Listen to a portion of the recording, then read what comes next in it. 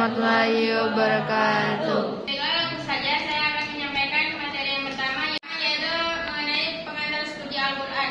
Pengantar studi Al-Quran merupakan serangkaian 3 kata dari bahasa Arab, yakni al-madkhalu ila ilmi Al-Quran. Studi diambil dari bahasa Inggris yang diadopsi ke dalam bahasa Indonesia. Bentuk artinya ialah study, yang artinya mempelajari atau mengkaji. Sedangkan studi dalam bahasa Arab yakni dikenal dengan at-ta'lim, ad-durus, al-mutola'ah, yang artinya pengantar belajar Al-Quran. Pengantar belajar Al-Quran ini identik dengan orang yang ingin belajar membaca Al-Quran. Sedangkan pengantar studi Al-Quran ini ialah orang yang ingin mengkaji Islam secara ilmiah, baik Islam sebagai sumber ajaran, pengalaman maupun pemahaman. Nama-nama lain Al-Quran yang dikenal dalam kalangan umat Islam yakni Alkitab, yang artinya tertulis atau yang ditulis, sedangkan kemudian Al-Furqan yang artinya memisahkan atau membedakan, kemudian Al-Dzikr yang artinya peringatan, Al-Tanzil yang berarti diturunkan, Ar-Ruh yang berarti jiwa. Kemudian selanjutnya sejarah turunnya Al-Quran. Sebagaimana kita tahu, Al-Quran adalah kalam Allah yang diturunkan melalui perantara malaikat Jibril kepada Nabi Muhammad SAW. Turunnya Al-Quran ini memiliki 2 tahap. Yang pertama secara sekaligus, yang kedua secara berangsur-angsur. Nah, yang secara sekaligus ini Allah Subhanahu wa taala menurunkan Al-Quran ke Lauhul Mahfuz, kemudian dari Lauhul Mahfuz ke Baitul Izzah. Baitul Izzah ini disebut dengan langit dunia. Kemudian turunnya Al-Quran itu secara berangsur-angsur, yaitu dari Baitul Izzah kepada Nabi Muhammad SAW selama kurang lebih 23 tahun. Hikmah diturunkannya Al-Quran secara bertahap, yakni yang pertama untuk memantapkan hati Nabi, yang kedua untuk menentang para penentang Al-Quran, yang ketiga untuk mudah dihafal dan dipahami. Kemudian judul yang selanjutnya sejarah kodifikasi Al-Quran. Al-Quran turun di Gua Hira kepada Nabi Muhammad SAW. Al-Quran dipelihara dengan 2 cara, yakni yang pertama dengan dihafalkan. Nabi Muhammad SAW menghafalkan Al-Quran dan mengajarkannya kepada para sahabat dan juga menghafalkannya. Yang kedua dengan cara menulis, mencatat. Nabi Muhammad memerintahkan Zaid bin Sabit, Ali bin Abi Thalib serta Ubay bin Ka'ab untuk mencatat wahyu. Nah, dengan media sederhana seperti pelepah kurma, tulang belulang, kulit hewan, serta batu tipis. Pada masa Nabi, Al-Quran belum menjadi satu mushaf sempurna karena turunnya yang secara bertahap. Kemudian setelah wafatnya Nabi, umat Islam menghadapi tantangan serius karena terjadinya perang Yamamah yang menyebabkan para penghafal Al-Quran banyak yang tewas. Hal ini membuat kekhawatiran akan hilangnya wahyu. Hal ini juga yang mendorong Abu Bakar yang diusulkan oleh Umar bin Khattab untuk menyalin Al-Quran. Pada masa Utsman bin Affan terjadi persoalan, yakni tentang perbedaan bacaan atau qiraat. Kemudian Utsman membentuk tim untuk menyalin Al-Quran sebanyak-banyaknya agar dapat disebarluaskan kepada wilayah Islam. Kemudian pada masa Ali bin Abi Thalib dan Bani Umayyah, Al-Quran terdapat penambahan tanda baca, titik, dan harokat. Hal ini memudahkan Al-Quran dibaca oleh umat Islam di luar Arab. Kemudian judul yang selanjutnya itu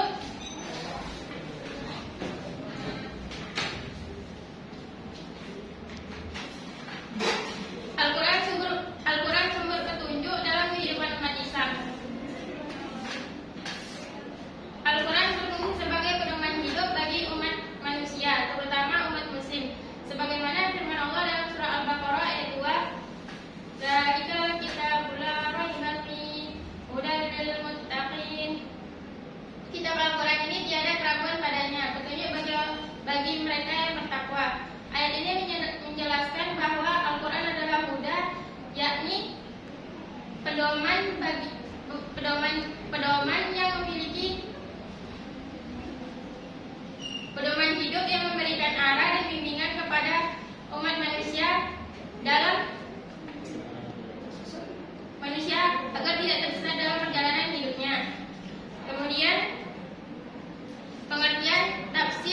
dan takwil serta perbedaannya. Tafsir berasal dari kata fasara yang berarti menjelaskan, menyingkap dan menerangkan sesuatu yang samar. Sedangkan takwil berasal dari kata awala yang berarti menjelaskan, mengembalikan sesuatu pada asalnya atau maksudnya. Perbedaan tafsir dan takwil ialah dari segi makna, tafsir bermakna zahir, sedangkan takwil bermakna batin. Dari segi metode, tafsir menggunakan riwayat, kaidah bahasa, serta sejarah turunnya ayat.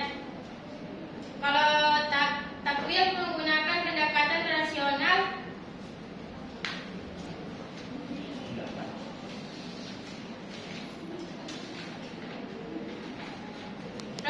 kontekstual dan spiritual. Kemudian dari segi objek, tafsir ini ditujukan kepada ayat muhkamat, sedangkan takwil ditujukan kepada ayat mutasyabihat. Kalau dari segi tujuan, tafsir bertujuan untuk menjelaskan pesan Al-Quran secara praktis agar mudah diamalkan.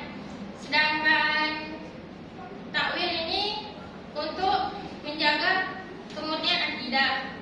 Kemudian judul selanjutnya, keutamaan Al-Quran dalam memberi ketenangan hati dan jiwa. Dalam Al-Quran menyebutkan bahwa ketenangan hati dan jiwa dapat diperoleh dengan mengingat Allah dan melalui zikir, sebagaimana dalam firman Allah dalam surah Ar-Ra'd ayat 28, orang-orang beriman dan hati mereka tentram hanya dengan mengingat Allah. Ingatlah, hanya dengan mengingat Allah hati mereka menjadi tentram. Kemudian judul selanjutnya, Al-Quran dalam perkembangan ekonomi syariah. Menurut ekonomi berasal dari bahasa Yunani, yakni oikos yang berarti keluarga atau rumah tangga, sedangkan nomos yang berarti peraturan atau aturan.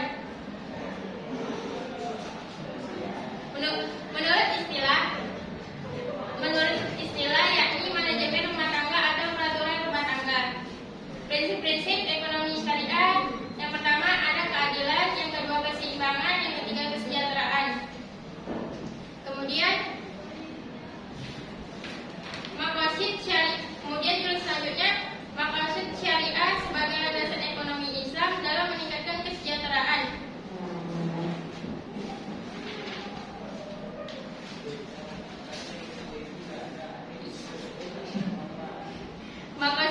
Maqasid al-syariah sebagai pilar ekonomi Islam. Yang pertama itu adalah hifz al-din, yang artinya menjaga agama, hifz an-nafs yang berarti menjaga jiwa, hifz al-akal yang berarti menjaga akal, hifz an-nasal yang berarti menjaga keturunan, hifz al-mal yang berarti menjaga harta. Kemudian implementasi maqasid dalam ekonomi kontemporer. Yang pertama ada zakat sebagai instrumen redistribusi, yang kedua zakat produktif, yang ketiga keuangan syariah, yang keempat ekonomi yang berkelanjutan. Kemudian yang selanjutnya, membangun kecerdasan emosional melalui zikir dalam perspektif Al-Quran. Zikir sebagai sarana membangun kecerdasan emosional. Zikir dalam Al-Quran memiliki pengaruh besar terhadap pembentukan kecerdasan emosional. Hal ini dapat dilihat dari keterkaitan antara fungsi zikir dengan 5 aspek. Yang pertama, kesadaran diri. Orang yang zikir melatih seseorang untuk sadar bahwa dia selalu diawasi oleh Allah Subhanahu wa taala, sebagaimana terdapat dalam surah Al-Baqarah ayat 152. Yang kedua, perlindungan diri.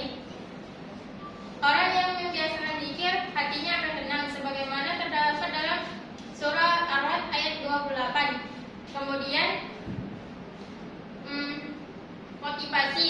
Zikir memberikan energi spiritual untuk tetap